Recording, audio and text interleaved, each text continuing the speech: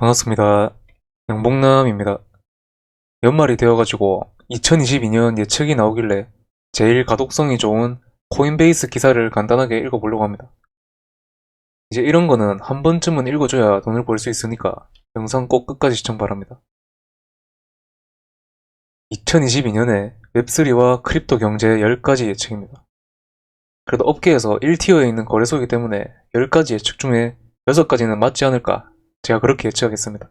첫 번째는 이더리움의 확장성이 향상되지만 새로운 레이어 1 체인은 상당한 성장을 보게 될 것입니다. 제 방식대로 해석해보자면 이더리움이 2.0에 하드포크 되면서 확장성이 향상되지만 이미 생태계가 많이 확장되었기 때문에, 그리고 다른 레이어를 선택하는 새로운 레이어 1 체인의 성장을 보일 것으로 보입니다. 생태계의 성장은 성장이고 가격적인 부분에서 아발란체와 팬텀이 강세를 보이지 않을까, 그렇게 생각하고 있습니다. 두 번째, 레이어 1과 레이어 2 브릿지에서 유용성 개선이 있을 것입니다. 이더리움의 레이어 2 솔루션인 폴리곤 같은 경우에 이미 많은 고래들이 투자 중인 걸로 알고 있습니다.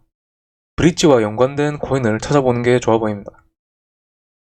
세 번째, 영지식 증명 기술이 증가 견인을 할 것이다. 이 개념을 2021년에 큰 상승을 보일 것이라고 여러 글을 보았습니다. 하지만 영지식 메타라고 한다면 과연 개미 투자자들이 이 메타를 이해할 수 있는가? 이거는 조금 의문이긴 합니다. 영지식 증명을 간단하게 설명드리자면 검증자와 테스트해야 되는 사람 사이에서 테스트를 해야 되는 사람, 그 사람이 어떤 정보를 가지고 있는지는 모르겠다만 검증자는 이것을 검증하고 확인해야 됩니다. 이 예시는 제가 확인했던 거의 모든 글에서 이 예시를 듭니다. 이 초록색을 철수로 하고 이 빨간색을 0이라고 하겠습니다. 철수는 동굴 밖에서 기다리고 있고 0이는 A와 B 중에 길이 있는데 막힌 곳은 0이가 아는 정보로 열 수 있습니다. 굳이 철수가 따라 들어가지 않고 0이만 들여보내고 0이가 아무 곳에나 들어가든 상관없이 철수가 나오라고 하는 곳에서 0이가 어느 경우의 수라도 나올 수 있다면 철수는 0이가 정보를 알고 있음을 확인 없이 검증이 가능한 겁니다. 여기서 철수가 검증자이고 0이는 테스트를 받아야 되는 사람입니다.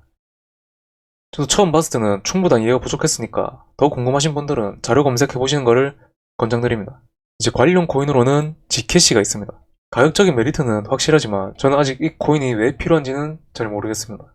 이더리움의 창시자인 비탈릭은 G캐시를 관심있게 보고 있다고 합니다. 그리고 원래는 작업 증명이었지만 지분 증명으로 넘어갔다고 합니다. 모르시는 분들을 위해 설명드리자면 비트코인이 작업 증명, 여러 채굴자들이 경쟁을 해서 채굴하고 지분 증명은 돈으로 때려박아서 더 많이 채굴하는 겁니다. 그리고 그레이스케일은 G캐시 신탁을 출시하였습니다. 다만 G캐시 같은 경우에는 프라이버시 특성을 보유했다고 해서 업비트에서 상장 폐지된 종목입니다.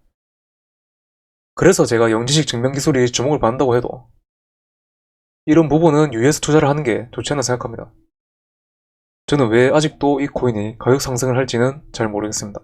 네 번째, 규제된 디파이 및 온체인 KYC 증명의 출현. 비트코인이 제도권과 함께 가는 것은 부정할 수 없습니다.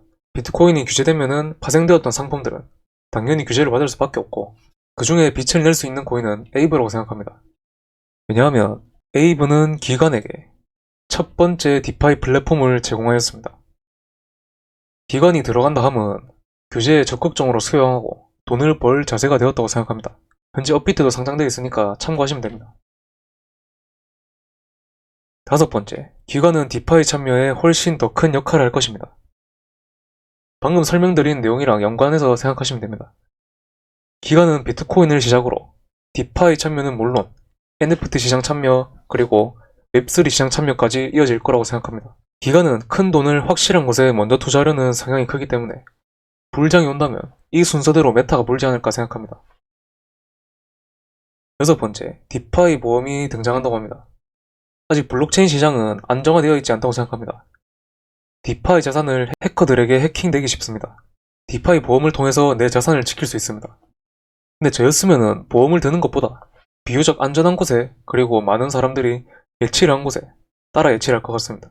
보험이 과연 탈중앙적으로 이루어질 수 있을지에 대해 크게 생각을 해보지 않은 것 같습니다. 일곱 번째, NFT 기반 커뮤니티는 웹2 소셜 네트워크의 물질적 경쟁을 할 것입니다. 원래는 크립토 펑크가 압도적 1등이었는데 최근 원숭이 클럽에서 사람들의 관심이 쏠려가지고 1등 지위를 뺏어갔습니다. 이게 커뮤니티 파워입니다. 여기서 언급하는 NFT가 메타버스 사용자의 디지털 정체성 그리고 여권의 다음 진화가 될 것이라고 합니다. 예시를 한번 들어보자면 현재 이런 매트릭스 월드 본인이 가진 NFT로 본인의 땅임을 증명하고 있습니다. 그래서 물질적 경쟁이라 하면 블록체인 서비스를 활발히 운영하는 커뮤니티로 그렇게 움직이게 될 것이라고 봅니다. 이 7번째 부분은 아직은 멀었다 생각하지만 언제 이루어질지는 잘 모르겠습니다. 8번째는 브랜드는 메타버스 및 NFT에 적극적으로 참여하기 시작할 것이라고 합니다.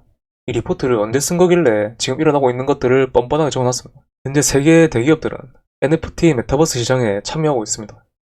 메이저 회사들이 참여하는 순간에 대중화는 순식간이라고 생각합니다. 이 원숭이 NFT가 활발해진 덕은 아디다스도 한몫했습니다. 이제 이런 커뮤니티 기업들이 참여하게 된다면 그냥 좋은 NFT는 묻어두시면 좋을 것 같습니다.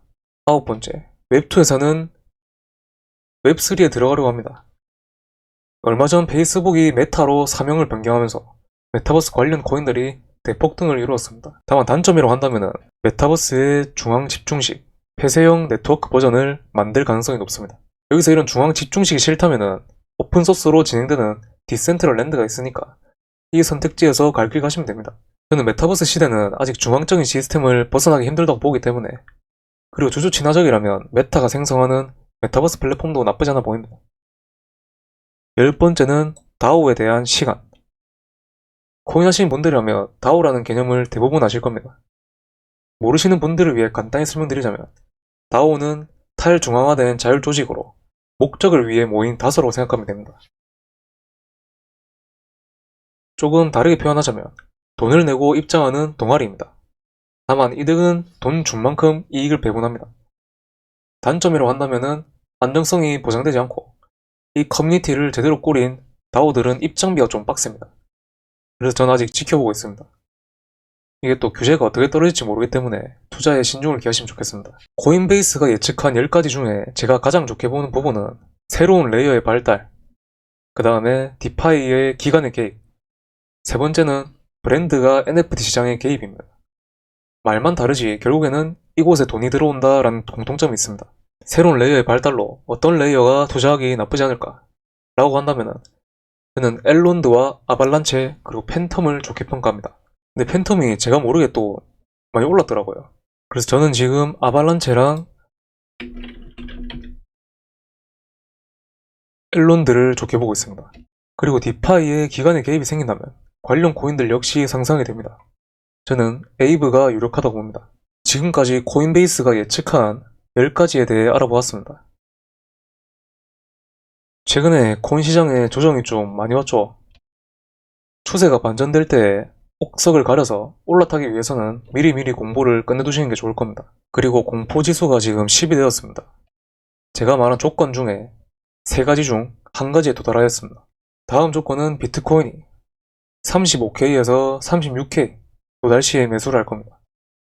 심리적으로 안정감을 주는 자리며 하락이 거셀 때 누군가 받아먹은 흔적이 있기 때문입니다. 이건 보면서 비식한 기사라 한번 가져와 봤습니다. 전 비트맥스 CEO가 이렇게 말합니다. 비트코인 3만 달러 깨지면은 부실코인 위기. 기관 투자자들은 시장 분위기가 바뀌면은 주저없이 포지션을 포기할 것. 기관 투자자들은 분위기가 바뀌기 전에 미리 미래를 예측해서 포지션을 포기하지 않을까.